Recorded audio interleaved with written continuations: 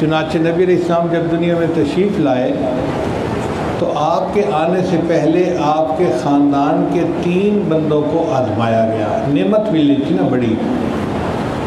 ایک آپ کے دادا عبد المطلب. عبد المطلب کا نام تھا شیبہ. عربی میں شیبہ بڈھے کو کہتے ہیں، بوڑھے کو.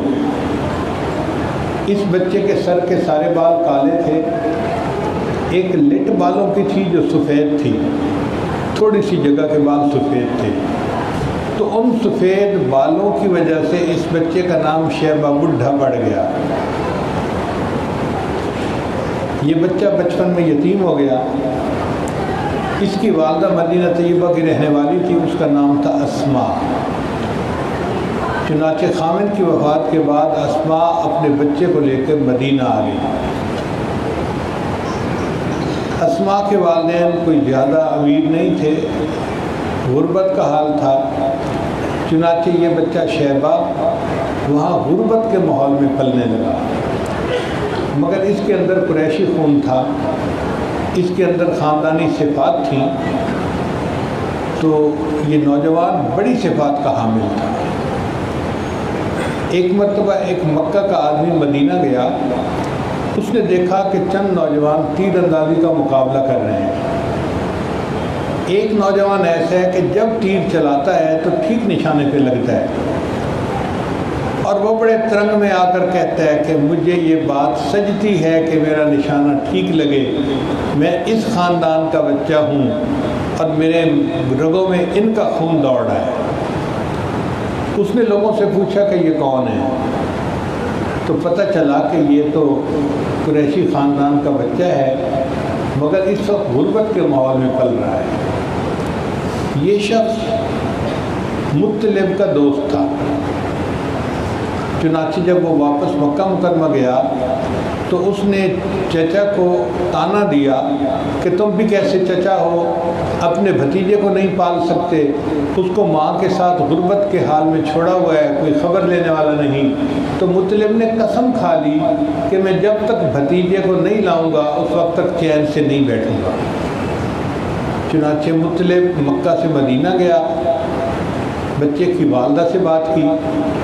والدہ نے اپنے گھر والوں سے مشورہ کیا تو سب نے یہی مشورہ دیا کہ یہاں وسائل اچھے نہیں ہیں، بچے کے اندر جو صفات ہیں وہ ابھر نہیں سکیں گی، اس کو مکہ بھیج دو، وہ سردار لوگوں کا خاندان ہے، یہ بچہ وہاں پلے گا تو اس کے اندر سرداری کی صفات نکلے گی. تو ماں نے پھر بچے کو اس کے چچا مطلب کے ساتھ واپس بھیج دیا. مطلب اپنے بھتیجے کو جو چھوٹا بچہ تھا لے کر مکہ آئے. جب مکہ داخل ہو رہے تھے نا تو ان کے کسی دوست نے دیکھا کہ مطلب اپنے پیچھے ایک لڑکے کو بٹھا کے لا رہے ہیں. اس زمانے میں چھوٹے لڑکوں کو غلام کے طور پہ گھروں میں کام کاج کے لیے رکھا جاتا تھا. تو اس نے خود ہی گمان کر لیا کہ مطلب کام کے لیے کوئی بچہ لایا ہے اپنے گھر میں. اس نے اس کا نام عبد المطلب کہہ دیا. تو یوں شیبہ کا نام عبد المطلب پڑ گیا. وہ مطلب کے غلام نہیں تھے، مطلب کے تو بھتیجے تھے، مگر نام مطلب عبد المطلب پڑ گیا. یہ نبی علیہ السلام کے دادا تھے، مگر انہوں نے بچپن میں یتیمی دیکھی، غربت دیکھی، اور جب واپس آئے تو ان کو مکہ مکرمہ میں قریش خاندان میں رہنے کا موقع ملا.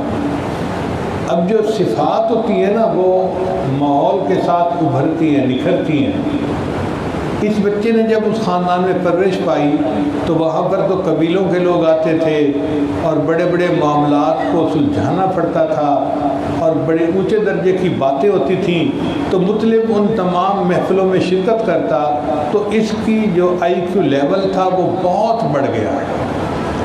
چنانچہ مطلب جب بھی وہ مشورہ دیتا تو بہت اچھا ہوتا.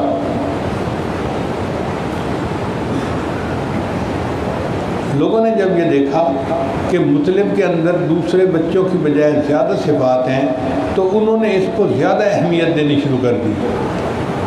چنانچہ ایک وقت ایسا آیا کہ انہوں نے مطلب کو اپنے خاندان کا بڑا بنا دیا کہ جی ہمارے خاندان کا سردار عبد المطلب ہے.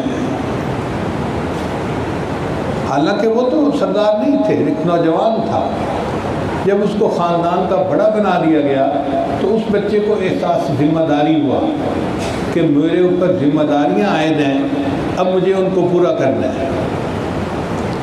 ان ذمہ داریوں میں سے ایک ذمہ داری یہ تھی کہ مکہ مکرمہ میں پانی کہیں نہیں ملتا تھا۔ زمزم کا کنواں اسماعیل علیہ السلام کے ذریعے اللہ نے جاری کیا تھا، مگر وقت کے ساتھ ساتھ یہ بند ہو گیا تھا اور اس زمانے میں کہیں پانی نہیں تھا۔ اب جہاں پانی نہ ہو تو وہاں رہنا، زندگی گزارنا مشکل ہوتا ہے۔ تو عبد المطلب نے سوچا کہ پانی کی تلاش میری سب سے بڑی ذمہ داری ہے۔ چنانچہ اس نے کدال بنوایا اور اس نے زمزم کے کنویں کو کھودنا شروع کر دیا، تلاش کرنا شروع کر دیا۔